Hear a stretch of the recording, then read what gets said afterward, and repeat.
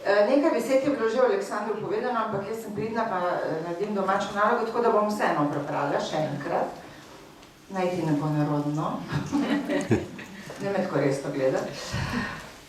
Tak pogovor bo, ne morem z Aleksandrom preveč strašno resno, tako da seveda bodo tudi resne teme, ampak mi dva imamo tak odnos, da pač se pogovarjava na tak način in verjetno si bova tudi kdaj v besedo skočila, čeprav to absolutno ni lepo.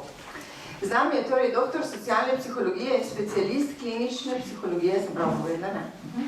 Zaposlen na svojem inštitutu za osebni razvoj Corpus Anima Ratio, skrajšano pa ste CAR. Torej, to je naključno, nenaključna kratica, CAR. Ukvarja se z marsičem, tudi z razvojem posameznikov in timom, z coachingom ljudi na najzahtevnejših pozicijah v gospodarstvu in v javnem sektorju. Je eden izmed najbolj uglednih in zaželenih slovenskih predavateljev, nič skromna, ne bom, Aleksander, ki zna zapletene misli razložiti na vsakodnevnih primerih iz življenja. Skratka, ko on razlaga, vam je vse jasno. Poslušalce tudi preko humorja povabi k globljemu razmisleku o sebi in o odnosih z drugimi ljudmi. Je mož in oče, torej mož Aje, ki tukaj sedi z nami, in oče 4 otrokom, zame je pa predvsem moj prijatelj dolgoletni, torej doktor Aleksander Zadel. Čau, Aleksander.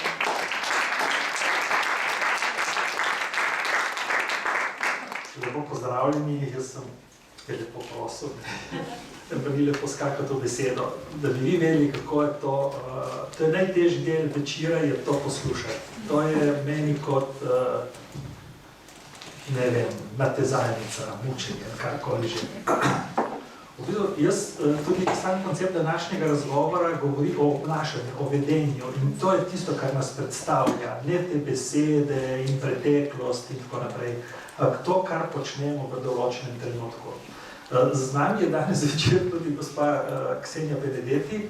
V bistvu, jaz jo bom predstavil drugače, ne? Ker itak jo vsi poznate, ampak to je res moja prijateljica. Ne? To se mi zdi, jaz ne vem, kaj bi lahko več povedal kot to, ker spoznala sva se v srednji šoli in od takrat, lahko se ne bila 1 leto, lahko 2 leti, lahko 1 luknja, druga, ampak v bistvu, kot enega človeka čutiš ob sebi in ga dojemaš kot nekoga, s katerim rad deliš, rad si in deliš materialne in nematerialne stvari in seveda te nematerialne so dramatično bolj pomembne, kot so čas, pozornost in druge stvari. Jaz sicer, ta kamera zdaj snemam, jaz bom zdaj vstal. Ja, ker jaz bi rad, ker zmenil sem se s Ksenijo, tako da jaz en uvod naredim, mar res ne vem, ali... Ne, sej lahko... Stopim bolj nazaj, da bo mogoče noter, ampak meni se zdi, to se mi zdi meni pomembno. Jaz edini način, da vam res pokažem spoštovanje, ni samo to, da sem se dobro pripravil, ampak da ostane, da me vidite, ali pa da jaz vas vidim. In meni se zdi zelo lepo, nekdo sedi v 10. vrsti, ne zato, ker je prišel zadnji, pa ni prišel prej, pa se vsedi od spredaj. Pač toliko stolov je in se sedi od zadaj. In se mi zdi, da teh 10-15 minut, ko bi rad en uvod naredil, bi vas rad gledal, evo, tako. V bistvu razkol med predstavo o sebi in vedenjem oziroma obnašanjem.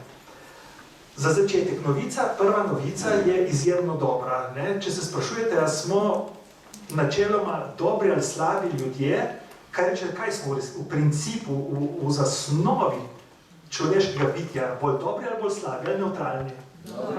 Smo dobri ljudje. Ne? Torej, če poskušam razložiti v konceptu evolucijske psihologije, torej, je vprašanje zelo preprosto. Ali človek tak, kot je, lahko preživi v svetu takem, kot je svet, sam zase? To je bilo vprašanje. Ne more, jaz? Ne more. To pomeni, sodelovanje je položeno v zibki človeka. Mi v bistvu brez sodelovanja mi ne moramo obstajati, mi ne moramo se učlovečiti niti. Mi brez izkušnja z drugim človekom mi ne moramo postati ljudje. In če hočemo sodelovati, na kakšen način lahko sodelujem z drugimi ljudmi? Da si ustvarite kakšno podobo človekom, s katerim sodelujete. Dobro ali slabo? Dobro, no in vse naše obnašanje, odkar pridemo na svet, in zaradi, jaz rečem, milijonov let evolucije, ne, smo tista živalska vrsta, ki seveda funkcionira skupaj. Skupaj, torej sobivanje, medsebojno zaupanje, sodelovanje, to nam je položeno v zibko. To je res dobra novica. In zdaj se boste vprašali, zakaj je toliko gorja, zakaj so vojne, zakaj je v Izraelu taka štala, zakaj je v Ukrajini, zakaj je v Armeniji bil genocid, zakaj so vse posod neki teče in teče kri, ne samo voda. Ne? Zaradi tega, ker je v konceptu človeškega sodelovanja seveda stvarnik, ali kdo ni, mislim, je predvidel človeško svobodo. No, ljudje smo svobodni. Se ne obnašamo predvideno v skladu z geni. Obstajajo živali, ki v bistvu nič ne zbirajo, ne? Imajo genetsko zasnovo in ko začutijo, da je jesen, pač začnejo graditi neko zavetišče, začnejo nabirati hrano, karkoli že. Ampak genetsko, nekaj reče, imate le, kakšno vreme je, bi bil čas, da nasekamo drva. Ne, to je geni to določijo. No, človek ima pa to svobodno voljo. In seveda človek hitro ugotovi, da mogoče, če vzame nekaj, kar mogoče vi sicer se ne strinjate, da jaz naredim, ampak če me ne vidite, kakšne hude škode ne bo, lej sej bo, sej vi bi tudi, če bi bili na mojem mestu, bi tudi vi. Me razumete, ne? Temu se reče koncept volka samotarja. Ne? Vzame od družbe tisto, kar mu godi in ne vrača nič nazaj.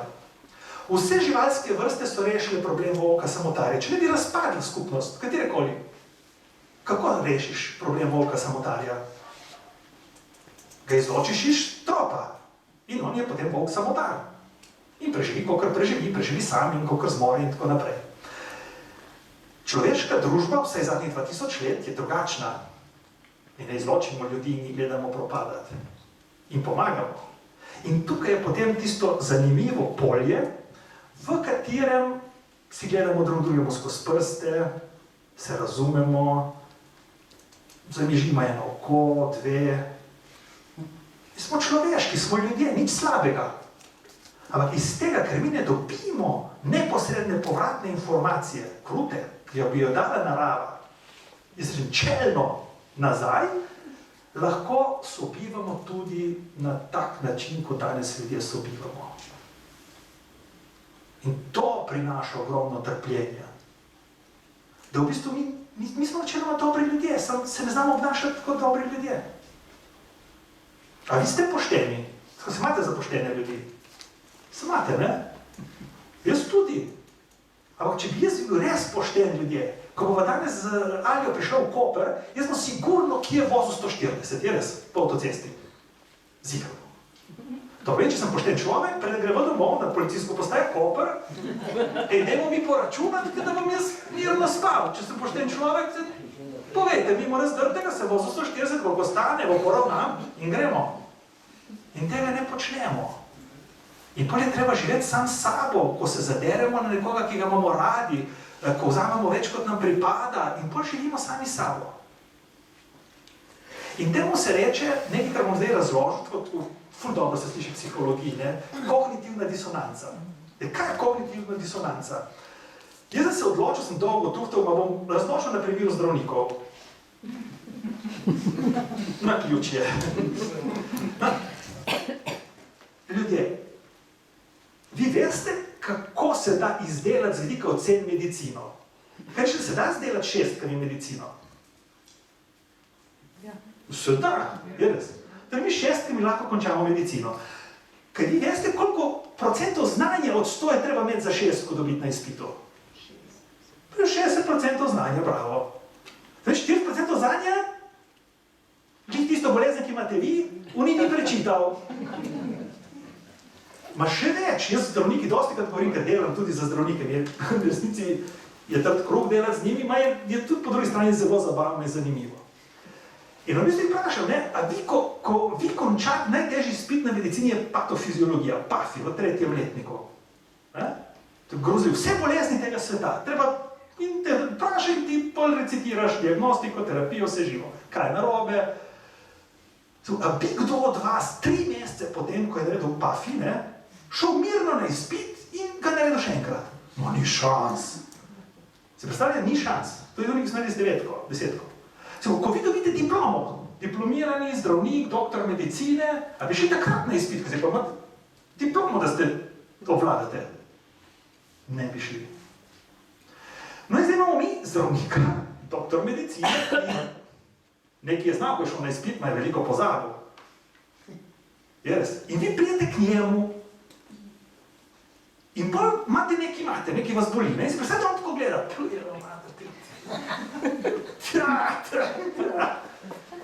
Kako bi to zgledalo? Ne bi vi zbežali tisti trenutek. Ker tako je v njemu. A bolj kako mora on zgledati, da vi ne bi zbežali? Da obvlada v nulo. Torej, obnaša se, kot da obvlada v nulo, če imate angino, spem, če vas boli glava, aspirin, to gre, ne? Če vas že dolgo boli glava, povzemite nekaj močnejšega. Če vas pa res dolgo boli glava, pa vas bom dal nekam slikati. Štekate? Ni mu jasno. Ampak hkrati pa zbuja vtis, da on to obvlada. In večje kot je ta razkorak, je res? Težje je. Prej se ti zamaje. Jaz sem ne vem, zakaj so mi padli na pamet zdravniki, ne? Vi kot mama, ki je veliko deklet noter, ali pa ženska, pa vi kot oče, ali pa kot mož, ki igrate to svojo vlogo, da vi veste, vi obvladate, vi veste, kako ste hodili v šolo, kako ste delali domače naloge, vi veste, kako se v življenju uspeje, bila cesta, vam je vse jasno, je res? Ni jasno, nič je. Približno, tako, preko palca. Se predstavljate, ko pride otrok iz šole, če nisem naredil, ne znam, me ne zanima šola. In bi bi rekli, tudi jaz me ni zanimala. Se tudi jaz ne vem, kaj za narediti, da se učitelj ne. Ker to je bil tehnično, bi bil to pravilen odgovor poštenega, recimo smo rekli, da smo poštenega starša. Sam jaz si me nekaj postavil. Meni ni jasno, je smiselno se učiti, ali se ne učite bedarije, ki imate tam.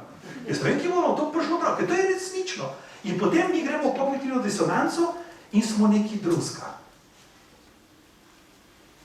In potem ti slučajno kandidiraš neki list in si izvoljen, je res? In najprej si rečem, so me izvolili, kakšna sreča. Prvih 2 mesecih imate le, so me izvolili, jaz sem je bila cesta, ne? In potem, ker nimajo nobenega, si minister kar naenkrat. Jaz čutim empatijo do teh ljudi, kot psiholog, če me razumete. Ker igrajo eno vlogo, ki vem, da jim niso dorasli, ker jim je težko. To ni lahko ljudje, mislim, nam je super. Nam je res super, vi gledate, kot da je grozno. Res jim je grozno. Nam je super, mi prijemo zvečer sem, se pogovarjamo s prijaznimi ljudmi, noben ti nič noče, vidim, da se lepo nasmejani ste, dobre volje. Evo in to, in kako v bistvu zdaj združiti te predstave, kaj mi smo in to, kako se obnašamo. To se mi zdi dramatično velik izziv za modernega človeka. Kako se obnašati, da nismo bolj papeški od papeža, da sprejmemo sebe, to svojo majhnost, to svojo, ne, ste mogoče razumeli, da je tako težko poslušati, je to uno, ne vem, sem vedno hecel, ja, je pobelil stanovanje pri 16 letih, je peljal eno babico v 8. razredu čez prehod za ceste, ki ni mogla sama. Ja, to so ene stvari, ki so bile, ne? Kaj zdaj delamo, kaj vam zdaj lahko dam? To je temeljno vprašanje. Ne, vi niste prišli zato, ker sem jaz nekoč nekaj doštudiral. Verjetno ste prišli zato, kaj vam jaz lahko zdaj dam. In zato ne smemo zgubljati časa s tem, kaj sem jaz študiral, kje sem delal, kako se imenuje nekaj in tako naprej. Čeprav to pove tvoja prijateljica Ksenija, ne? Je to totalno brez veze. Halo. Se ne reče tako? Ne. In zdaj bo dobila besedo. Sedi. To je bil moj uvod, evo, zdaj bom sedel, recimo. Ok. Si v redu? Jaz sem super. Dobro. Ker se ravno z delom se moja predstava o sebi in moje vedenje se zelo uskladita. Pridem v svoj notranji mir. Jaz lahko razlagam nekaj v zvezi s psihologijo, mi je nekaj najlepšega. Dobro, predstaviti je pač primerno, da sem na začetku to povedal, tudi če te ljudje poznajo, imam pa jaz zelo enake probleme kot ti, ko mene predstavljajo. In se podobno počutim kot tako lezen skupaj, če me kdo predstavlja. Čakaj, zdaj moram ti eno vprašanje postaviti, lahko? Rekel si, da so radost, zadovoljstvo, spokoj, mir v duši, tista čustvena stanja, ki so ključna, da se počutimo dobro, zato sem te vprašala, če si v redu. Torej, te stvari so ključne, da se počutimo dobro in da smo v miru sami s sabo. Zdaj, včasih se mi ne zavedamo, ali pa se premalo zavedamo, kaj vse imamo v svojem življenju, kar malo pozabimo. In samo nekaj godrnjamo in imamo to, kako se reče, čežnja po slovensko, hrepenenje po vedno več in po vedno več.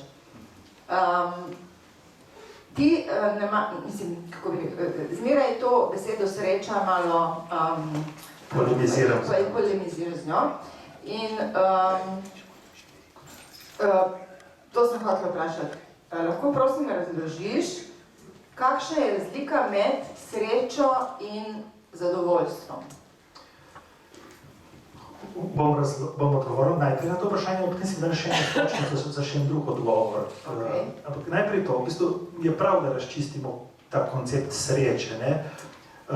Tehnično je sreča kratkotrajno, intenzivno čustvo, v katerem človek ni funkcionalen. Je res? Ne? Recimo, si želim, da bi bil ves čas srečen, je zelo nevarno. Pa ko jaz vprašam starše, ko v vrtcu predam, kaj si najbolj želite za svoje otroke. 30 let nazaj so rekli, so zaupili vsi, da bi bil zdrav. In danes rečejo, da bi bil srečen. Če mogo spama, to je groza, če si želite srečo za svojega otroka, ne? Ki je lepo funkcionalen. Mislim, razumete, v polju so v 3. nadstropju najbolj srečni, na hudih zdravilih, ne? Ker nisi funkcionalen. Jaz vedno rečem, no kako? Si predstavite recimo z predstavnikom te knjižnice, Marjatom Vlakovičem, gospodom, se poznava, ne? In recimo so imeli eno čudovito izkušnjo na enem potovanju skupaj, sva bila, in recimo, ko jaz nekaj nisem srečen. In če jaz ne bi naslednji trenutek bil nesrečen, mislim, ne da nesrečen, ampak da bi me ta sreča minila, da bi se objemala, pol bi se bila še bolj srečna, pol bi šla nekaj spiti in bi bila srečna, jaz ne prijem 2 dni domov. Ampak jaz sem prišel sem predavati, torej sem srečen, ker ga vidim in pol konec. Štekate? Smo dobili otroka! Čakaj, zdaj plenice, potem moram to, da bo spal, da bo cepljenje. Štekate? Imam službo! Kaj bojo pričakovali od mene? Kaj bom mogel jaz tam pokazati, da bom ohranil službo? Torej, sreča je kratkotrajno intenzivno čustvo. In če ti narediš intenzivno čustvo dolgotrajno, je to patologija. To je tehnična razlaga, zakaj so pa razpoloženja, in zadovoljstvo je razpoloženje, v zadovoljstvu si pa lahko 3 mesece. In ta stanje treba, da to nam da duševni mir. Si pa prej opozorila na to, da ves čas pa nečem novem hrepenimo, da nam ni dovolj to, kar imamo in tako naprej. V čem je izziv za naše možgane? Naši možgani delujejo kot čutilo. Ne? In čutila, ker je dražljaj v okolju neskončno, so možgani navadili naša čutila, da dražljaj, ki ne daje nobene nove informacije, postane nepomemben. Je to razumljivo? To meni, če vi živite v nekem okolju in prihaja vedno nek dražljaj, recimo kaj sem nek zvok, vi, razen če ste zelo nervozni, nekaj boste čez čas preslišali. Vi se vozite v vlaku, ne, tam, čez nekaj časa tega tam, možgani to izklopijo. Živite kjer je po noči nek hrup in če je vedno enak, vi ga odklopite, je res? Če prijete v Koper in greste tja, kjer je pristanišče, reče, kako lahko kjer ljudje živijo, ves čas neki brenči. Ljudje možgani to čisto prosto odklopijo. Torej, se prilagodijo, adaptirajo se. Ampak problem možganov je, da se neselektivno adaptirajo. Ti, če imaš partnere, ki je ves čas enak 30 let, možgani ga ne opazijo več. Tako da to, da si moja žena vsakič znova naredi novo frizuro, ko gre, to je eden sicer verjetno od manjših razlogov, zakaj je to tako zanimivo še po 30 in plus letih. Ne? Če se malo pošalim, razumete, kaj hočem reči? To je intuitivno, ni psihologija, ima intuitivno ve, ne? Verjetno. Da si ti, možgani ne opazi, oko, ki zaznava nek dražljaj ves čas, pa ne možgani, ono ga še vedno zaznava, ma za možgane ni pomemben. To pomeni, vaš avto, ki ga imate že nekaj let, vas varno prepelje. No, možgani ga ne zaznavajo kot nekaj zanimivega, kot nekaj, kar bi vi imeli, kot nekaj, ne vem. To, če imate pa starota, ki se vse čas kvari in se vse čas ukvarjate z njim, pa se to ne zgodi. Če me razumete. In je ta dinamika v življenjih je ključ do notranjega miru. In mi si pa vsi spet, tako kot si želimo srečo, si želimo, da bi imeli eno službo 20 let, pa da bi imeli vsemi ljudmi enake odnose. In to možgani bolj izklapljajo. Zato ti ljudje, ki živijo v materialnem blagostanju, poudarjam, in možgani to materialno blagostanje čez nekaj časa naredijo irelevantno, nepomembno. In zato se oni vse čas mišljujo, kaj bi imeli še to, pa še na stanovanje, pa še na avto, pa še na to. Pa po 3 mesecih v avto ni več nič onega adrenalina, ali pa še, ko ga prepeljajo z trgovine, čez 5 minut ni več pomembno. Ker se možgani prilagodijo.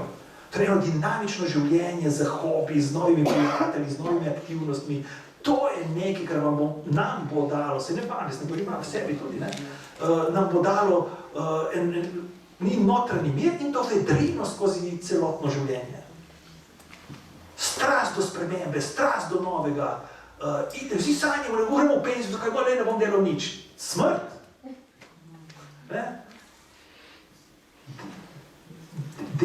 Pomen dela za človeka podcenjujemo. S tem ne mislim, da je treba delati za tekočim trakom 12 ur na dan. Mislim, da ga mislim, če ne razumete. Ampak kreativnega, ustvarjalnega dela z izzivi in tako naprej. Samo govorim na delo vprašanje. Biš malo spil, vode? Okay. Ja, mama.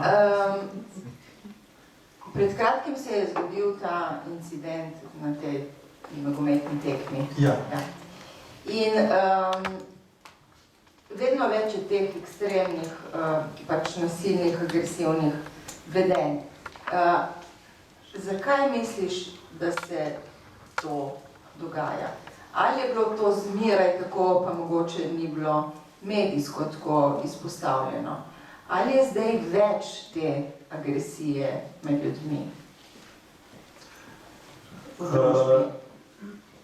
Bo zgledalo, da je pretendenciozno, ampak jaz ne mislim, jaz vem. Ker jaz razlagam iz psihologije, ki jo razumem in poznam. Če bi mislim, da je veliko agresije, mislim, da je manj, to je mislim, to je mnenje. Jaz to lahko razložim in potem za tem stojim. To je velika razlika. To vedno razlagam tudi, ko ti govoriš ali na televiziji, ali kjerkoli že, te vprašajo za mnenje. Jaz nimam mnenja. Mene niste samo poklicali, da povem svoje mnenje, še moje doma ne zanima moje mnenje. Ja, kako to? Ja, ne, jaz to povem kot specialist klinične psihologije, jaz bom to razložil, to tako je. Če razumem, če ne razumem, ne razložim. Rečem, ne vem. Zakaj je toliko agresije, vam lahko razložim, pa boste razumeli tudi vi.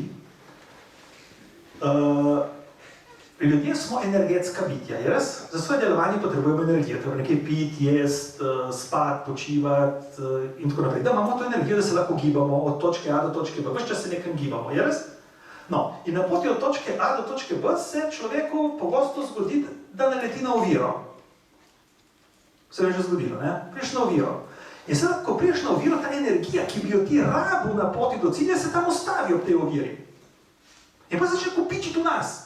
Si postavljaš enter, tako stiskamo in ta energija ne gre naprej. Priješ do vrat so zaprta, ti misliš, da bi morala biti odprta in spet ne gre. In tam se ta energija, ki jo porabiš po poti, kopiči. Kako rečemo te energije? Frustracija. Sem frustriran, sem se ustavil na poti do cilja. No in ta energija se bo prej slej sprostila, ljudje. Sprosti, ne more biti drugače, ker pridi se sprosti, ne more stati. Ker če stoji nekaj časa, bo prišla nova ovirana pot, se bo nakopičila in prije slej bo se sprostila. In seveda imamo dve možnosti, ne? Lahko se sprosti navznoter, lahko se navzven. In spet dve možnosti, lahko se konstruktivno, lahko se destruktivno. Če se navzven konstruktivno, iščemo nove rešitve, določimo nove cilje, se naučimo neko novo vedenje za priti do cilja, to je konstruktivno. In zato vsi, ki imate majhne otroke, treba otroke pustiti, da sami rešujejo svoje frustracije. Ker na ta način se učijo vedenj. Danes govorimo o vedenju, je res o obnašanju. Otroci, rešujte sami svoje frustracije, ker boste svojo knjižnico vedenj obogatili. In samo knjižnica Otona Župančiča, to je osebna knjižnica izkušenj. v katero greš, ko si v stiski. In imaš rešitev, ki je skladna s tvojo identiteto, ki se je oblikovala preko izkušenj. Nekaj ti je mama rekla, si brihten, inteligenten, sam če bi se malo bolj potrudil v šoli. Ti imaš izkušnjo, da si neuspešen, no mama ti imaš čas govori, da si inteligenten. To je spet kognitivna disonanca, to tem tudi lahko kaj razložim. No, ampak zdaj o tem, kar se pogovarjamo. Torej, in ti priješ v to frustracijo in nekdo jo reši namesto tebe. Priletijo odrasli na dva otroka narazen, ki se hočete nekaj drocati.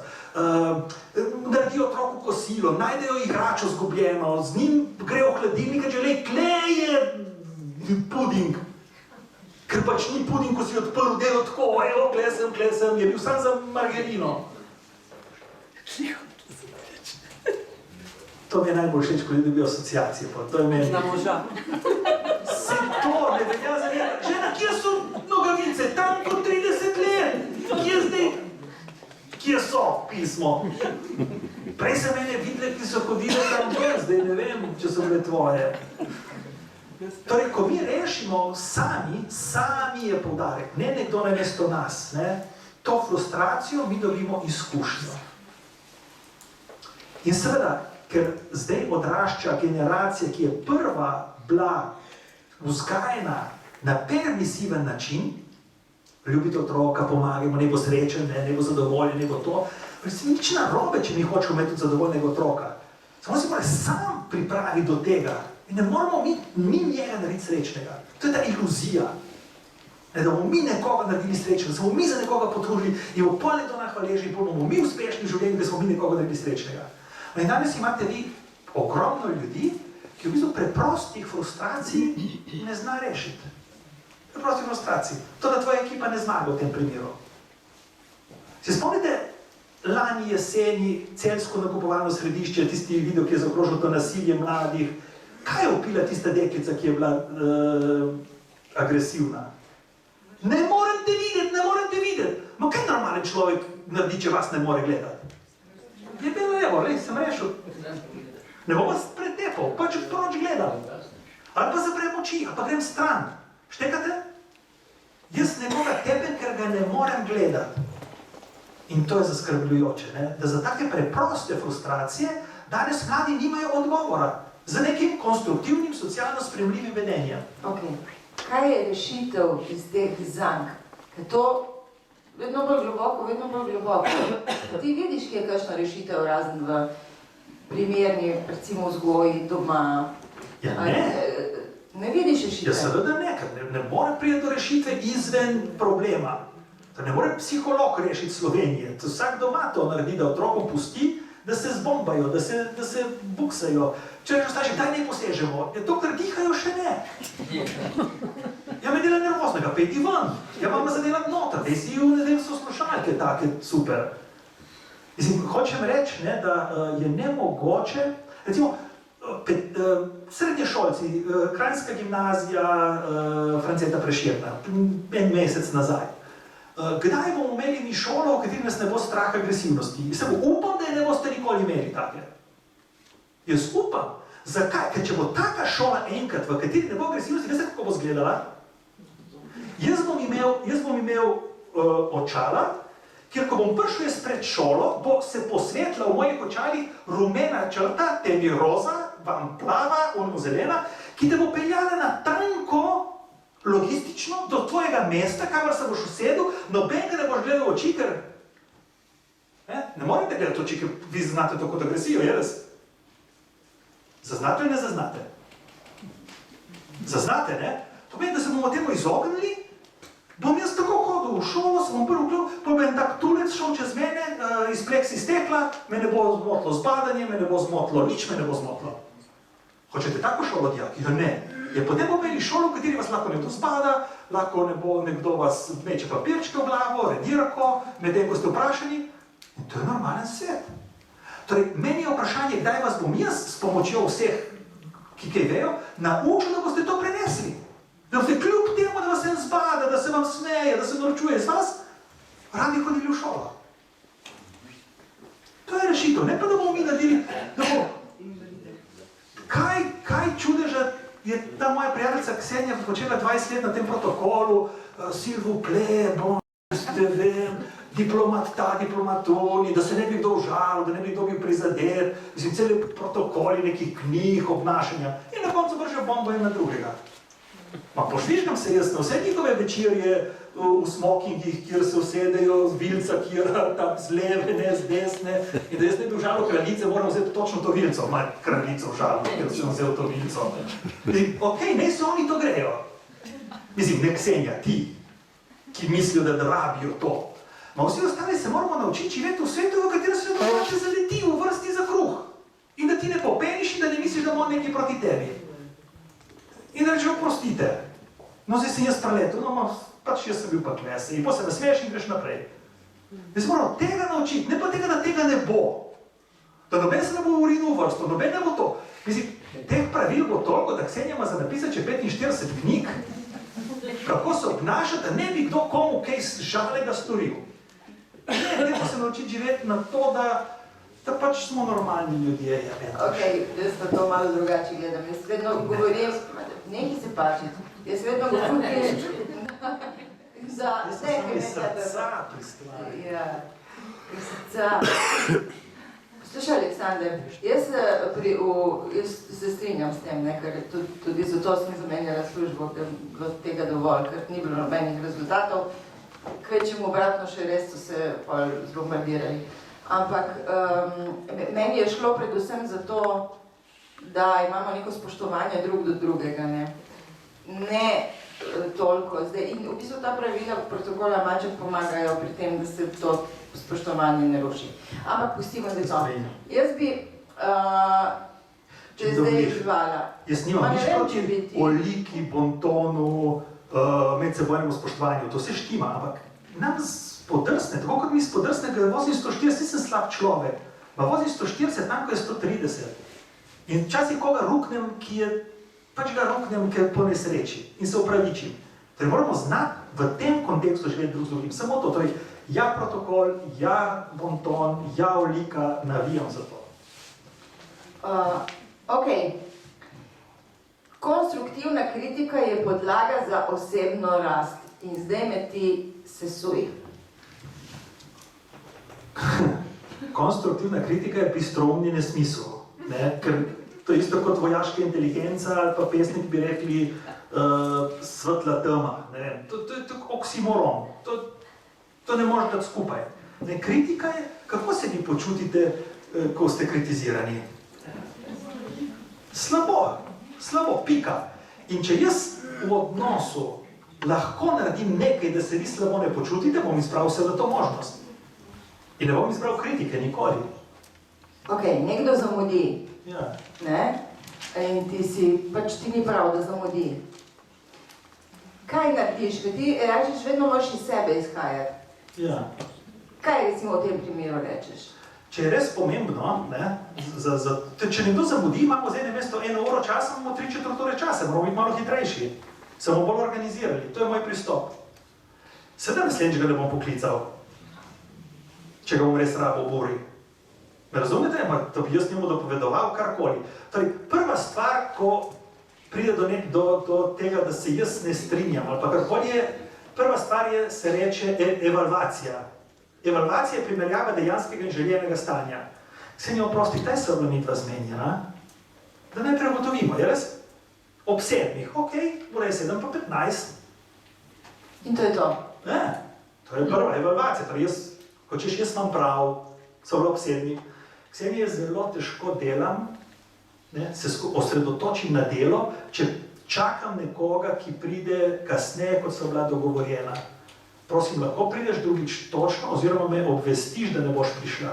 Okej, ampak to je ena vrsta kritika. No, kakšna kritika? Pomir se. Ampak ena vrsta se upravičuje, da se mora več pogovarjati. Ja, kakšna kritika? To je bila evalvacija in je bila prošnja, kaj drugič naredite. Jaz nisem rekel, Ksenija, jaz sem prizadet, ker zamujaš, ker me ponižuješ, ker me v bistvu ne upoštevaš. Ti si sama sebi bolj pomembna, kot sem ti jaz in prideš, kadar hočeš. To je kritika. In konstruktivna bi bila, če hočeš z mano res dobro sodelovati, pridi točno. In se prav ful dobro počutite. Ma če jaz rečem, da mene spravlja v stisko, ker ne začenjamo točno. Jaz sem v stiski, torej jaz koga kritiziram, če jaz rečem, da sem jaz v stiski. In da meni res ogromno pomeni, če začnemo točno. Lahko prosim prideš točno? Zdaj ni en nekle noter slavist ali pa ne muzikologinja, ne? Razloži, da je to kritika. Ne? Ljudje rečejo, to je bila tudi kritika. Kaj vi vzamete, mi je vseeno. Meni vseeno, ker želim med vami dobro odnose. Ampak jaz ne moram preprečiti, da imate vi svoje asociacije take, kot imate. Ne? To je ta razlika med mnenjem, mišljenjem ali pa vedenjem, to, kar imamo danes temo. Okay. Čutiš to razliko? Jaz čutim, ampak včasih se mi zdi, da moram pa kakšno stvar tudi povedati. Ne? Tudi če, jaz vem, da ljudje, pa noben ne sliši kritike, ampak meni, če mi nekdo nekaj pove iskreno pa na 4 oči, jaz sem hvaležna za te stvari. Recimo, ko je bilo, ne mati moja, ko sem recimo delala v prejšnji službi, pa je prišel, ne vem, nek moj sodelavec iz druge službe in je rekel, poglej, tam bi bilo mogoče nekaj narediti na drugačen način, kaj misliš ali pa v tej smeri, sem jaz bila hvaležna, da mi je pokazal, ker sama nisem videla, da mi je pokazal, da sem nekaj naredila mogoče ne najboljše. Veš, da mi je pomagal in pol nisem več to naredila. Se to ni bila kritika, zdaj, če te nekdo predlaga ali pa vpraša, misliš, da bi se dal, če sem te prav narediti tam boljše, jaz bi predlagal tako. To kje je kritika? Kritika je to, da ti reče, nisi sposobna, tam ste zajeli, kar ste naredili, to je to. A tudi manj grozno, bi bilo dobro, da zvečer manj ješ. Ja, to je pa res, veš. Razumete, pa to je tako, očitno se smelo, čutiš, to je to. Ali pa Aleksandar, ti podi bo malo, jaz te ima ful rad, da sem tvoja prijatelj, bodi malo bolj pozoren do Alije. To so taki noži v srce, da si ne morete zamisliti. Ko me čakaj, da spet vidim Ksenijo, bo kaj spet povedala, tako se lahko izboljšam v življenju. Ne, ampak jaz sem hvaležna, če mi kdo pove. Tako na primeren način, ko mogoče ti rečeš, da to ni kritika, tako kot si rekel, da je zdaj, ampak da mi pove, če mogoče... Evalvacija o sebi in kaj pričakujem, želim od tebe. Pravilo, zelo preprosto. Če je bilo na ta način narejeno, ni kritika, je sodelovanje, je usklajevanje, če boš tudi pogajanja ali karkoli že, ampak ni kritika, tehnično. Ok, tehnično ni kritika. Dobro, bolj pa v redu. Greva naprej. Da je življenje končno, se mi zdi ena bolj pomembnih stvari, ki osmišlja naše bivanje. To si rekel ti. In če ne vidiš smisla v tem, kar počneš, na dolgi rok v bistvu izgubljaš. Ampak nekateri ljudje zelo težko najdejo smisel. Recimo, hodiš v službo, imaš službo, si plačan z minimalno plačo, imaš stanovanje, od te minimalne plače ti gre, da ti ostane 200 evrov za hrano, ker imaš toliko in toliko stroškov. Ti delaš, vse na glavo postavljaš in pol, kako najdeš tle en smisel? Ker imaš toliko teh ovir, ki jih moraš premestiti. Mislim, zdaj, če mi boš rekel, naj si najde drugo službo, mislim, vsak lahko tudi seveda poišče druge rešitve, ampak kako najti smisel danes v teh težkih, za nekatere zelo težkih pogojih preživetja, v bistvu? Včasih mi ljudje rečejo, to je predrago. Mi si vedno vprašam v primerjavi s čim. Štekate? Zdaj moramo primerjati. Jaz ne vem, s kom se ta človek, ki ga imaš ti v glavi, primerja. Jaz sem enkrat delal v enem turističnem podjetju, turizem je tako zelo ekstenzivna gospodarska panoga, nobene romantike, res trdo. In smo najeli eno sobarico, ki je vaš čas pela. Kaj je z njo narobe? Res da je v psihologa, da imamo, kaj človek poje v našem hotelu, ker res ni nobenemu do tega, da bi prepeval. Razen pač gostje, ki pridejo, ker res lepo poskrbimo za njih. In da je dolga zgodba kratka, gospa je prišla iz Bosne sredi vojne in ona je prepevala, ampak ne zaradi tega, ker je prišla v mir. Veste, zakaj ona prepevala? Zaradi tega, ker je rekla, ko prepevam, ne mislim na to, kaj se mi je zgodilo. Torej, ni bilo vprašanje tega, zdaj dobim te evre in jim 200 ostane in tako naprej. Ne, ona se je odločila za vedenje, danes vse obračam na temo vedenja, če ste opazili. Torej, ona se je odločila, da se bo obnašala na način, ki je njej pomagal preživeti kljub temu, da je doživela vojne strahote.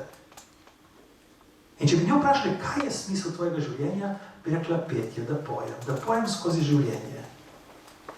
Torej ona je izbrala obnašanje, za katerega je ugotovila, da pri njej deluje terapevtsko, da ji pomaga živeti. Kaj bi naredil Slovenec? Zakaj se je meni to zgodilo? Zakaj ravno jaz? In zdaj, seveda, smo šli iz vojne, kaj sem prišel v turizem. In kaj moram praviti dreke za turisti, ki pridejo sem za en teden in si mislijo, da držijo ne vem koga, zakaj? To je slovensko razmišljanje, je res. In kaj bom jaz zdaj s temi 200 evri naredil? Rabim 300, to primerjavi s čim, koliko rabiš. In to nam delajo naši možgani, to nam dela naša kultura, to smo mi, to so prepričanja. Jaz nimam odgovora, kaj naj ta človek naredi in kje naj najde smisel. Pa če jaz najdem smisel v tem, da ostanem, da vam povem, da vas imam rad. Nimam eksistencialnih problemov. Pa koliko si ti plačena, da si danes tukaj? Nič. No, Ja. no in kje vidiš smisel v tem? Nič nisi plačena, je bela cesta. Ama vidim smisel. No vidiš, torej najdemo smisel, najdemo in to je vaš čas. Mi vsi mislimo, da smisel je to, da bomo osvobodili Ukrajino, smisel je, če bo konec vojne v Gazu. Ma ne, smisel je to, da ti ponudim vodo, da sem prijazen do tebe. Ja. Da ne zavijem z očmi, ko... Ja, ker si že prej, ja. Ja, me nisi lepo opozorila, ampak je pomagalo mi. Ja, meni ta kritika ni bila primerna, ker jaz rečem, da jaz z vsem telesom sem tukaj. Pa če ugotovim, da je nekomu to neprijetno, z tega ne bom več počel, sem ugasno, kot da je nekdo luč ugasno. Zakaj? Ker bom z vedenjem pokazal, koliko mi pomeniš. In če te moti zavijanje z očmi, ne bom zavijal z očmi. Hvala. To je disciplina. To je samo disciplina, če me ne vprašate. Aleksandar, ker lahko se vrnem še na to situacijo, ki se mi zdi zelo pomembna. Zdaj, bom še enkrat ponovila vprašanje. Poprosti. Ne, prosim. Nekdo, ki ne more preživeti, ne po lastni krivdi, ampak po krivdi te družbe in tega ustroja in tega, ne more preživeti. Nekdo ali pa upokojenec, ki ne more si privoščiti obroka, ki kupuje konzerve mačje hrane, ker se ne more preživeti drugače. Za te ljudi mislim, ne vem, če je, samo če da dokončam, ne vem, če je, če lahko vsi najdejo smisel recimo v petju ali pa, ne vem, ker te to toliko obremenjuje, da je pa res težko, se mi zdi, no, najti. Recimo, jaz predavam tudi sindikatom, jaz marsikom, ne ročil, se pol me dolgo časa ne, ampak me, vsake toliko, ne. In potem pride sindikat in jaz tako predam, začnem in rečem, kaj je vaš največji problem. Z našimi plačami se ne da preživeti. Pol jaz grem tako malo okrog. Kaj iščete? Iščem mrtve. Če se s temi plačami ne da preživeti, mene res zanima, kje so mrtvi. Ma ne, ker sem ciničen, ampak jaz samo na ta način opozorim ljudi, da mi nekaj govorimo in čisto nekaj druga počnemo in nekaj čustvujemo in nekaj mislimo. Ne? Je težko. Ma ta človek, ki dela, je živ. Ne? Če mi rečemo, mi si delamo eno grozno škodo, ne? Ko mi govorimo o sebi, da se ne da preživeti, dejansko naši možgani se pripravljajo na to. Mi, ko smo v stiski, sta samo dve možnosti, boj ali beg, je res? In naše žleze z notranjim izločenjem ne ločijo med domišljijo in realnostjo. Ljudje, predstavljajte si rumeno, sočno, kislo limono. Si jo lahko predstavljate? Si jo predstavljate, kot je tako, jo prerežete na pol in jo stisnete v en kozarec. Jo imate? Evo, in zdaj lepo spijete ta sok, spijete ta kislo limono in čutite ta kisel sok, kako gre po vašem grlu. Kaj se dogaja v vaših ustih? Čutite slino, je res, povečanje slino. To pomeni, da vaše žleze z notranjim izločenjem, da so butaste ali kaj, ki se kakšna limona je, bentiš. To pomeni, ko vi razmišljate, joj, pa se ne da živeti, vaša ledvična žleza brizga v vašo kri noradrenalin, vse stresne možne hormone. In vi ste živi, nobene bombe ne padejo, nobeni otroci niso posiljeni, nič ni. In še plačo dobite, grozno slabo. Ma ste živi. Prepričajte še 50% ostalih in pejte stavkat. Ni važno, če se je zdravniki strinja, če stavkajo ali ne. Ampak v zakonu piše, da lahko stavkajo, in oni stavkajo, se treba z njimi pogovarjati, pika. Je res? Ker ta družba se je zmenila, ko se ti počutiš postavljen ob zid In misliš, da te noben ne razume in da si premalo plačan, pol stavkaš. To je način. To se tepe, ne, če se ustaviva pri zdravnikih, to je njihova ustavna pravica. Je pa to na vzkrižju z pravico, da ima človek zdravstveno oskrbo. In naj mu jo nekdo zagotovi. In s kom je zagotoviš za zdravniki? Torej, kdo je na začetku črte? Ja, kdo? Če govorimo o zdravljenju, mi ne govorimo o boleznih, mi govorimo o zdravljenju. Torej, če govorimo o zdravljenju, kdo je prvi v vrsti za zdravje? Zdravnik? No, to pomeni, treba poskrbeti za zdravnike, se njimi zmeniti, ali jih prepričati, ali torej, ali jih naška. Pa nisem rekel tega nikoli. Vsi sem rekel, ali jih zapremo vse, ali jih prisilimo, ali karkoli. Ste imeli že kdaj kakšnega sogovornika, ki je bil težek zahteven? Ja, verjetno ste ga imeli. Ali ste izstopili v odnos, ali ste vstopili v odnos, ali ste se prilagodili, ali ste zahtevali od njega, da se prilagodi. Če ste se pogovarjali, ste se kaj zmenili, če ne se niste. To, da ima nekdo 200 evrov plače, jaz imam grozljivo empatijo do tega. Še celo da bivši predsednik rekel, da mu je težko. Jaz sem psiholog, po poklicni dolžnosti ima pravico s 3 uri na mesec se počutiti slabo. Vsak ima pravico. Tudi mi imamo pravico se nasmehniti temu. Ni prav. Če si psiholog in verjameš v svoje delo, je stiska. Če me vprašaš kot Aleksandra zadela tja v en dan, bom rekel, ta je čuden, recimo. Ampak, če jaz kot psiholog, si predstavljate, en človek pride k psihologu in joče. Meni se je to zgodilo, joče ne pride do besede. In ko pride k sebi, ugotoviš, da je umrla mu partnerka, otrok, ko je bila noseča med tem in tako naprej. In čez 1 uro pride ena gospa, ki tudi joče, tudi ne more priti k sebi. In kaj pa je umrla mucka? Ma kaj jaz kot psiholog rekel, pejte tjano za vetič, vzemite eno mačko in pejte domov, kratite čas. Ma ne, gospa, kako se počutili, kaj se dogaja? Sam še govoriti ni znala. Mačke pa govoriti, kje si našla zdaj to. Ampak razumete, ona mi je povedala, tako kot nekdo reče, se ne da živeti z 200 evri, mi je nekdo povedal, nimam nobenega. In zdaj pri psihologu, zdaj jaz nje učim, da se da preživeti, da je pač mačka. Jaz imam empatijo, ma se mi noben ne smili. Ker si ne privoščim pozicijo v življenju, da se mi kdorkoli smili. Ker tisti trenutek, ko se mi začne nekdo smiliti, jaz z njim ne morem delati. Ne morem delati, se mi ne smili. Nekdo dobi 200 evrov, dobi 200 evrov, ne dobi nič. Jaz se lahko z njim pogovarjam, kaj boš zdaj naredil? Boš šel v službo, šel na Tromostovje, kam boš šel? Boš šel plošariti, boš kradel? Jaz sem psiholog, jaz moram delati v takih situacijah. In potem človek izbere. Nam geni nagon ne pomagajo nič, mi izberemo in nosimo za naše izbire, za našo vedenje odgovornost.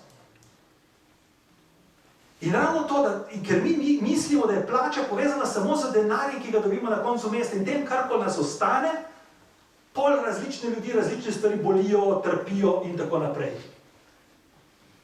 In človek je osvobojen tega ne materialnega v smislu, da ga ne briga materialno. Vse briga, mi živimo v materialnem svetu, kos kruha, obleka, to vse stane, elektrika danes stane. To predavanje ni daleč od tega, da je zastonj. Pač mi niso nič dobila, ampak ni zastonj. Znaš, ta stol je nekdo kupil, to opremo, vse to stane. In jaz sem hvaležen za to. In vi ste prišli. Če vaša ura vedno 20 evrov, ali koliko, ne vem koliko, če pospravljate pri unem zdravniku, je 20 evrov sigurno dobite. To pomeni, klema za 100 ljudi po 20 evrov, 2000 evrov smo investirali v to predavanje, kle. To ni zguba časa, to je resen posel. Štekate, pa pogled tako na življenje. Največji problem je, in to si Slovenci, bom rekel, ves čas zabademo žep v koleno in se čudimo, da tečemo počasi. Ja, kako bomo preživeli? Zdaj se ne da preživeti, vse ne gre, kako pa bomo s tem denarjem? Ja, pes živ si, dihaš. Ja. Načrtuj več, spremeni družbo. In šele takrat, ko ljudje dejansko razumejo, da oni spremenijo družbe, pol ne bomo več rekli, ja, kdo so pa ti politiki, komu se to da. Ker ko postane dovolj ljudem neznosno, je revolucija. Je krvavo, je težko, je naporno, ampak takrat se to zgodi, do takrat pa pač drsimo tja, kamor drsimo. Ja, nekdo mi je rekel, ko sem ga vprašala, kako to, da ljudje ne grejo na ulico, pa se ne pač zbunijo, ne, pa ne protestirajo zato, ker... Zato, ker ni še Čakaj, da tako ti hudo. povem, kaj mi je odgovoril. To mi je odgovoril, ja, ker še ni tako hudo. Ni še tako hudo. Ja. Ok. Jaz bi še malo o tej tiraniji potrošništva, kot ti rečeš. Ker nam vlada, ne, ta tiranija tega potrošništva, teh centrov, shopping centrov in tako naprej. Kako misliš, bi lahko kot družba preusmerili ta tok tega potrošništva? Da bi preusmerili, recimo, tako kot se je v koroni se je zgodilo, med korono se je zgodilo, ne, da so bili zaprte trgovine. In kar naenkrat je bilo tam po Markovcu v Kopru cel kup enih ljudi, družin, ki so se imeli prav lepo, ker so bili tisti centri zaprti. Ampak, to zdaj seveda ni tako, ne? Ampak, kako bi to tiranijo potrošništva pač lahko malo obrnili? A je to sploh mogoče, ali ne gre? Jaz mislim, ti si rekel družba, kako bi družba to, ker se takoj vprašam, kdo je družba, ne? Kdo bi imel to nalogo, ne? Skupnost. Kdo je skupnost? Mi vsi. Je skozi katero formo? Skozi kolesarje, skozi vlado, skozi parlament, skozi šolski sistem, skozi zdravstvo, skozi inštitut Jožef Štefan, kako družba? Katera del družbe? Knjižničari, slovenski etos? Vsi. Pa ni, vsi je ono, kar je nekdo pred par dnevi rekel, amorfna gmota. Vsi ne bomo nič. Ker vsi ne bomo nikoli čutili tako hudo tega, kar ti nakazuješ, da je problematično, čeprav sem prav povedal.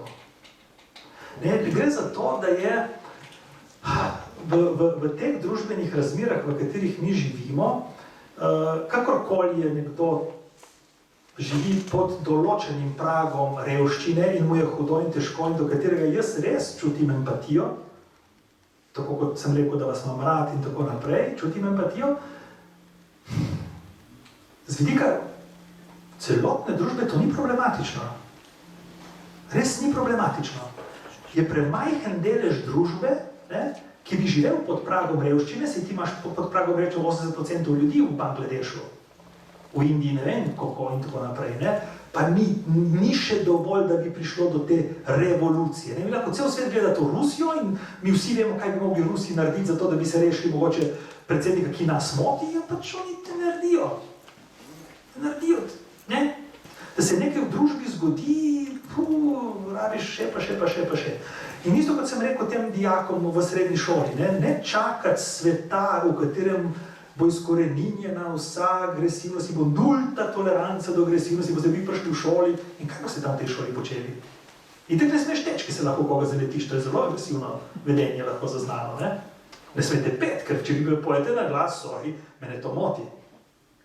In tako naprej. Ne? To pomeni, da se moramo naučiti živeti v tem svetu raznolikem. In tukaj, torej,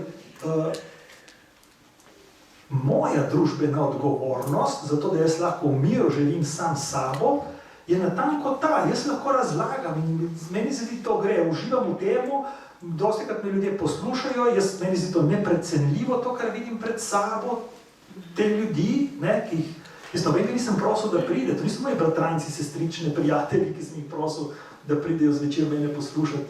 Neznani ljudje in odgovornost, pa hkrati neznansko toplino čutim z vaše strani. Ne?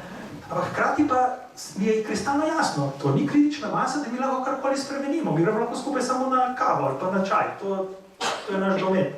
Ne moramo spremeniti nič. Lahko sebe spremenimo ljudje in to je ta odgovor, ki mi daje družbeni mir. Jaz sem lahko do vas prijazen. Jaz lahko pridem tukaj, ker ne rabim plačila, lahko pridem za ston. Jaz lahko to vam podarim in se da dobim na ta način. Ne? Mi tako mitiziramo, ne? So šli pa ven in zdaj pa živijo, in zdaj pa so spoznali to srečo. Ja, ko so odprli trgovine, so šli nazaj. Se niso cepci ljudje. Ljudem ustreza lagodje. Ljudem ustreza lagodje. In če nekaj možno lagodno narediti, to lahko tudi bom razložil, nekaj mislim, bom razložil. Milijoni let evolucije so kako učili človeka, ne? Da viri so vedno omejeni. Prav, hvala. In zdaj, če vidite vi leve v rezervatiju, ljudje, kaj počnejo levi v rezervatiju ob 5 uri popoldne? A oni ostane, gre malo trenirati lovljenje gazel ali kaj? Ker kaj, če ne bojo jutri vrgli mesa čez ograjo? Jer ne grejo, če nekdo prinese hrano, ti ne tečeš. Štekate? Torej, če je trgovina zaprta, kupiš še naprej kruh. Če je trgovina odprta, greš drugi dan v trgovino. Ne reč, med Covidom smo se mi sprehajali ob nedeljah, zdaj pa, ker je trgovina odprta, se mi še redno sprehajali. Ne, bolj lagodno je iti v trgovino takrat, ko pač kaj rabiš, ne pa, da bi razmišljal naprej. In to levi počnejo, in to počnejo grlice, in to počnejo kuški in ljudje isto. In zaradi tega nismo nič slabi, ampak tako človek deluje. Ja, vprašaj sam nekaj. V trgovino ne grejo samo zato, ker nekaj potrebujejo. V trgovino grejo zaradi tega, te potrošniške naravnanosti. Se sprehajati, se na nek način pasti v te centre. In zdaj boš rekel, to je mogoče spet potreba, ne? Ni potreba, potrebe so jasno, kaj so, želje pa tudi. Želja je socializirana potreba, to pomeni, mi vsi rabimo 2 litra vode na dan, oziroma tekočine, ne? Kaj bi vi pili, je pa želja, ne? En bi sok, en bi Coca-Colo, en bi vino, en bi to. Ma gremo nazaj, bom odgovoril na to vprašanje. Torej, če bi vi imeli možnost izbire, kako bi se raje jutri počutili, dobro ali slabo? Dobro, mislim, vse logično boste to odgovorili, ker to je eno od vprašanj, ki jih postavimo v klinično-psihološki praksi, če se hočemo prepričati, ali je pred nami mentalno zdrava oseba. Jaz nisem tega naredil, da bi se to prepričal, ker vem, da ste, ne? Torej, vprašal sem vas, torej, bi se radi dobro počutili, torej, kako pa se mi dobro počutimo, kako mi zadovoljimo svoje potrebe, s čim? Z našim vedenjem, je res? Drži? Torej, vi greste pit, ko ste žejni, vi greste počivati, ko ste utrujeni, vi greste jest, ko ste lačni, torej vedenje vam omogoča, da se počutite dobro. Drži, mi sledite? To meni, če vi greste v nakupovalni center, greste za to, da se boste slabše ali boljše počutili. Potem naročite se psihologu, ker če greste z namenom, da bi se slabše počutili, je pa res, ne, da obstajata 2 zadovoljstvi, kratkotrajno in kratkoročno in dolgoročno zadovoljstvo.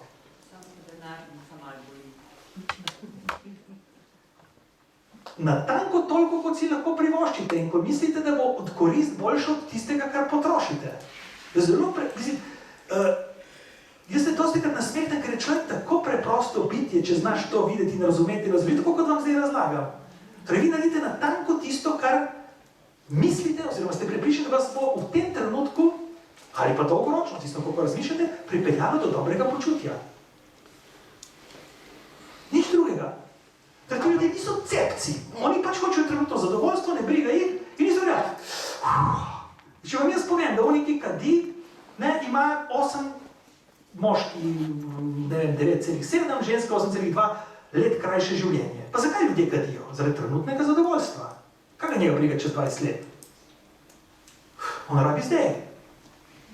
Isto, ne? Tle je en piškon, ga vzamem. Je bož, da ga ne bi. Pa bož, da ga ne bi čez 20 let, domo miro sladko, dej zdaj, ki mi paše. Ne? Ogromno stvari počnemo iz trenutnega zadovoljstva. Ključ je samo ravnovesje, a znamo najti ravnovesje v temu, kako mi krmarimo med trenutnim, kratkoročnim in dolgoročnim zadovoljstvom. In ko jaz opažam starše, ki pri vzgoji otrok stavijo zgolj na trenutno zadovoljstvo svojih otrok, me zgrozi. In zato jaz pri vsem optimizmu, ki ga premorem, nič dobrega ne vidim za družbo.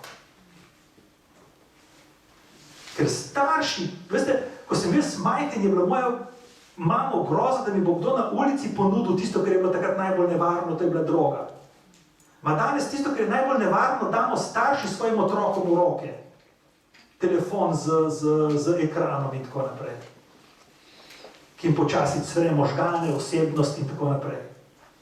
Tominari niso zlobni ljudje. Kakšni zlobni ljudje ti dajo telefon za Jurija, ko si star 7 let? Starši kupimo. Zaradi trenutnega zadovoljstva. Mi vemo, da otrok najeda. Enako psiholog 100 let govori, da otroci najedajo. In greš na kosilo, zakaj smo šli na kosilo, koliko časa bo trajalo, kdaj bojo prinesli za jest, zakaj bomo sladico, kdaj bomo to. In starši se tega rešijo, dajo telefon in on je tiho. In oni rečemo, vsaj v miru pojemo. Ne, torej na račun kratkoročnega zadovoljstva se odpovejo duševnemu zdravju svojega otroka na dolgi rok. To smo ljudje. In ko bo trgovina odprta, bo odprta, če ne.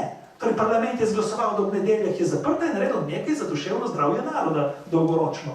Ampak to je bilo moje vprašanje, ne? Da se polnimo s praznimi stvarmi. Se strinjam, ja. Vedno bolj.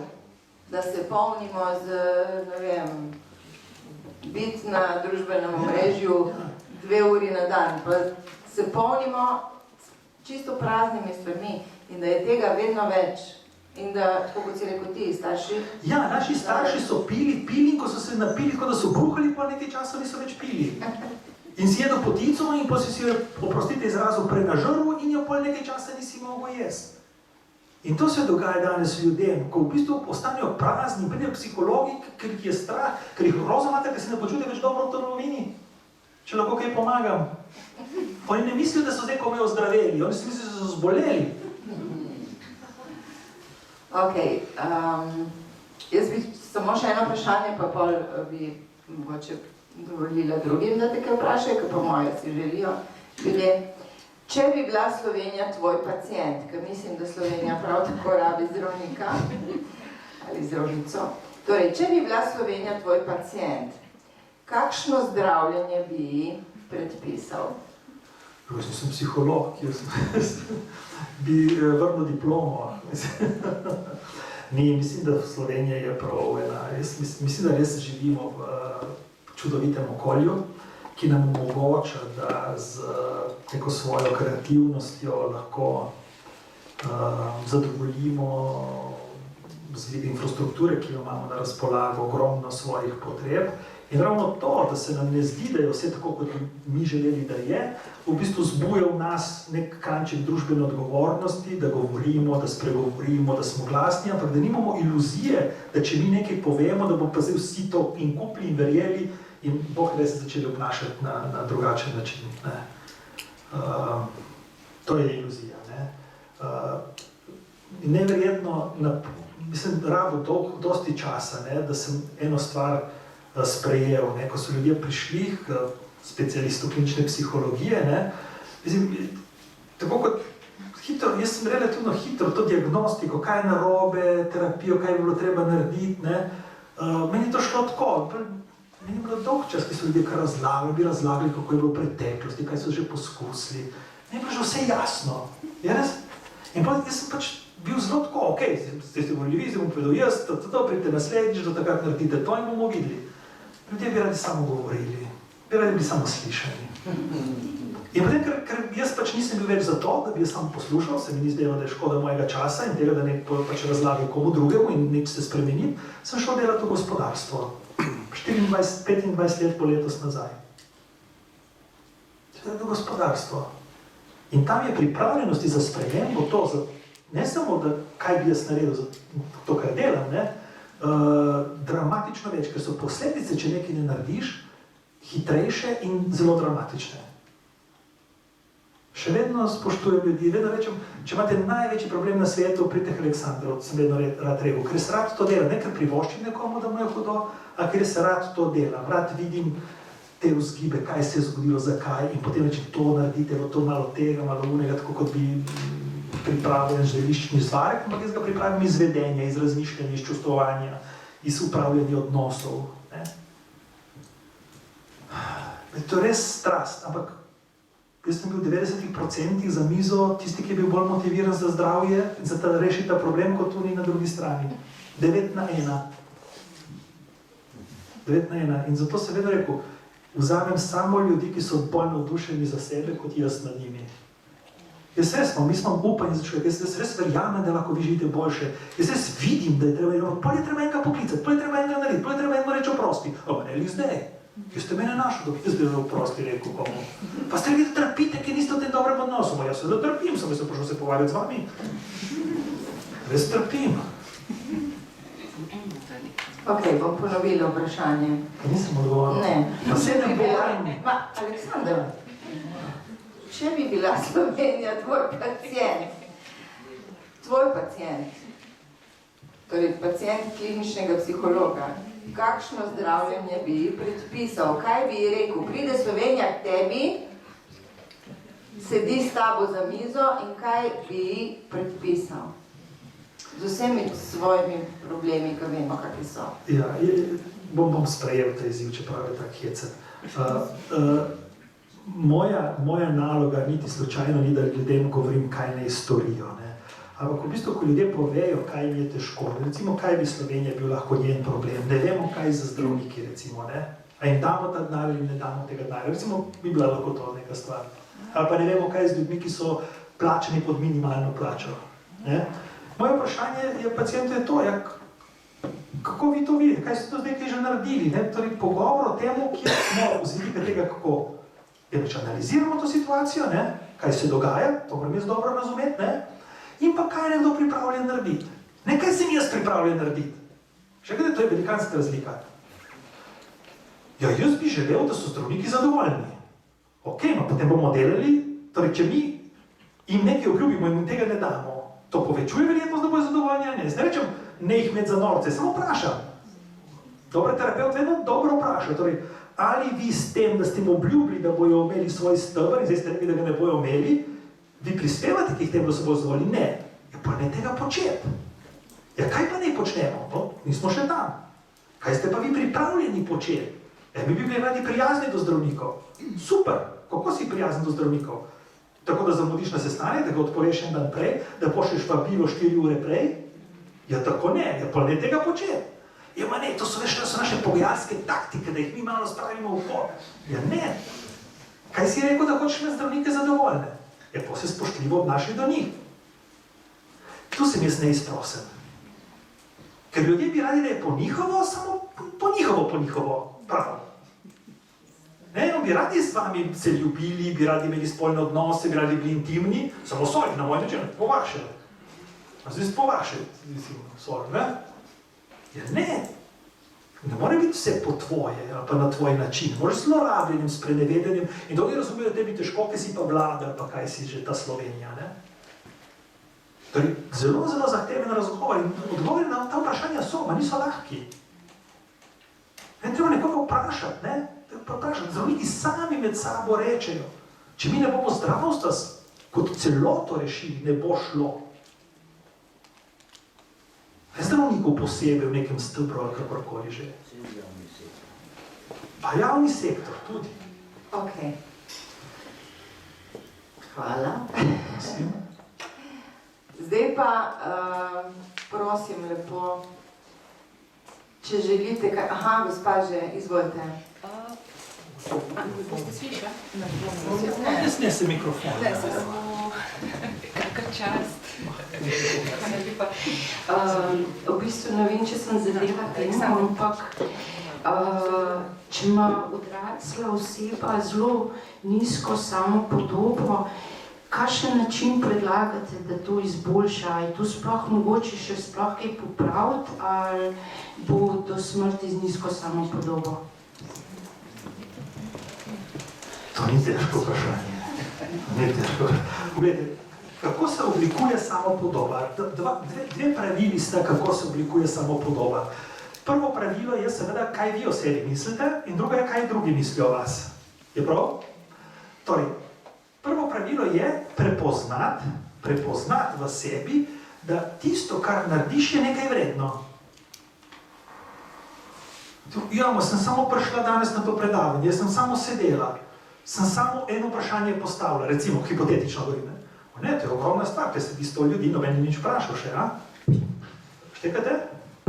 In to, videti sebe, spoštovati sebe, bom bolj dramatično rekel, začeti ljubiti sebe, to svojo dušo, tega, kar se, to je prva stvar. In drugič se začneš obdajati z ljudmi, ki tudi to opazijo, da ti znajo pokazati, da te imajo radi. Mi dosti krat za nekih prepričanj ne ustanemo in ne dvignemo riti in ne gremo iz odnosa, ki nam govori, da si slab, da si nevreden, da si vse to slabo. Zato, ker mi rabimo obe strani. Ne vem, kaj je to. Jaz nisem. In to mislim, da jaz ne, ti nisem.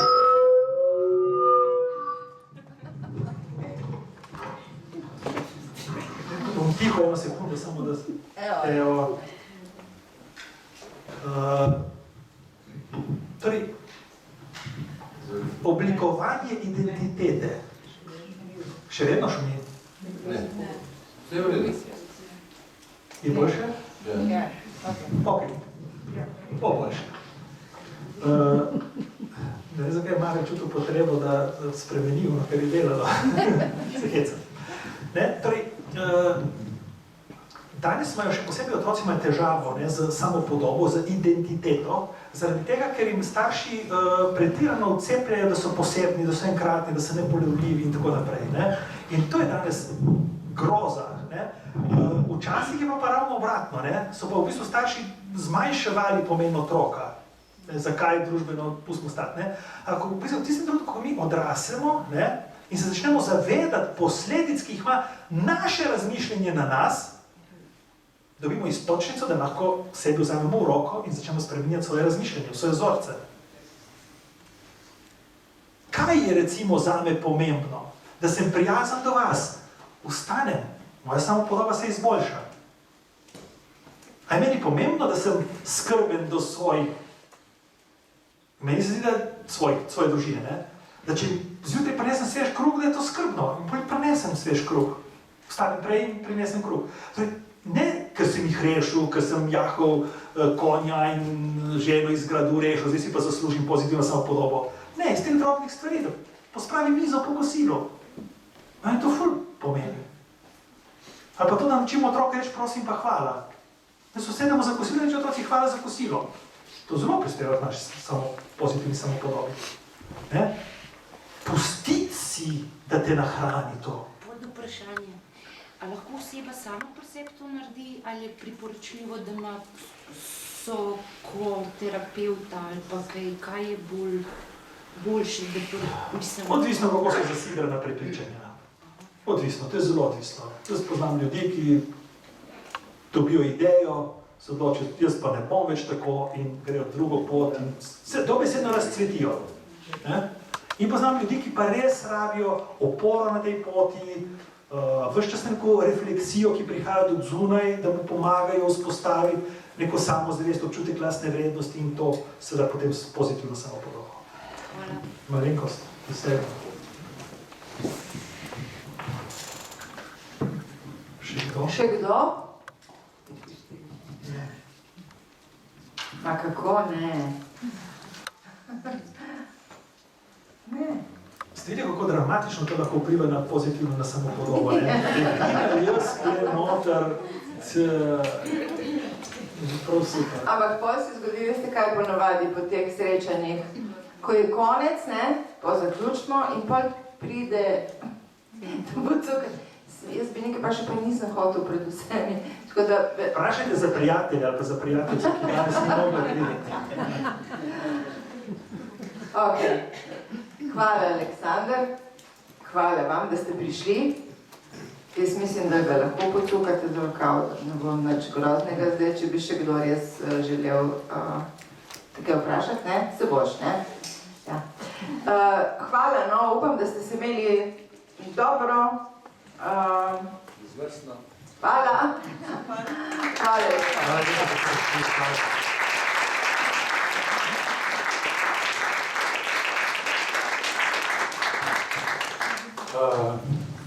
Dragi dr. Aleksander Zadej, hvala lepa za današnji večer, za vse izzive, spodbude, tudi vam, gospa Ksenija Benedeti.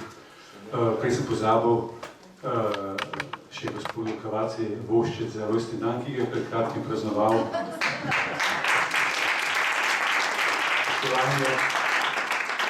Dragi prijatelji, hvala, da ste prišli. Na sporedu, na spletu Mestne knjižnice Gibanje Sveto letos so naše delavnice z naslednjimi gosti. Pridite še kdaj in tudi sami pridite, se ponudite kot gostje, kot predavatelji, razpravljalci, predlagajte ljudi iz vašega okolja, ki so pozitivni zgled, spodbujajo, izzivajo, tako se povežemo, rabimo drug drugega, da pridemo na nove ideje, smo ustvarjalni in spreminjamo svoje odnose okolje. To je to, kar nas Aleksander spodbuja, če njemu uspelo, malo bo pa nam tudi. Ne? Hvala lepa, lep večer še in lepo pot domov.